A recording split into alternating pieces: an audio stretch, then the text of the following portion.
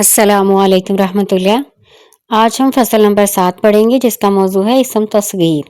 صغیر کا معنی ہوتا ہے چھوٹا، یعنی جو اسم میں چھوٹائی، حقارت یا پیار کا معنی ظاہر کرے اسے اسم تصغیر کہیں گے۔ مثال کے طور پر دیکھیں، کتاب ایک بڑی کتاب ہوتی ہے اور کتابچہ چھوٹی کتاب۔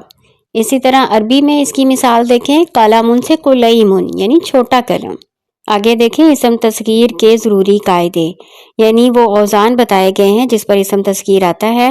3 حرفی، 4 حرفی اور 5 حرفی، یعنی 3 ہی اوزان بتائے گئے ہیں، آپ نے ان کو اچھی طرح سے یاد کرنا ہے۔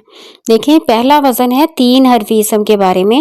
3 حرفی اسم کی تصغیر فعیل کے وزن پر آتی ہے، جیسے راجل سے رجیل، عبد سے عبید۔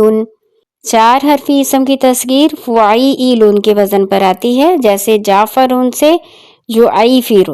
5 حرفی اسم کی تصغیر فعیل کے وزن پر آتی ہے، بشرطے کہ اس کا چوتھا حرف مد و لین ہو، جیسے مثال دیکھیں، کرتاس سے قریتیس۔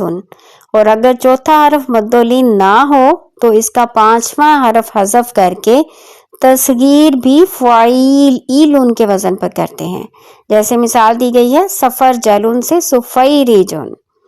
آگے فائدہ نمبر 1 دیکھیں، مؤنث سمائی کی تا تصغیر میں ظاہر ہو جاتی ہے، جیسے ارزن سے اریزتن اور شمسن سے شمیستن۔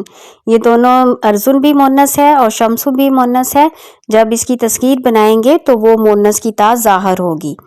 فائدہ نمبر 2 دیکھیں، جس اسم کا آخری حرف حذف ہو گیا ہو تصغیر میں وہ بھی واپس آ جاتا ہے۔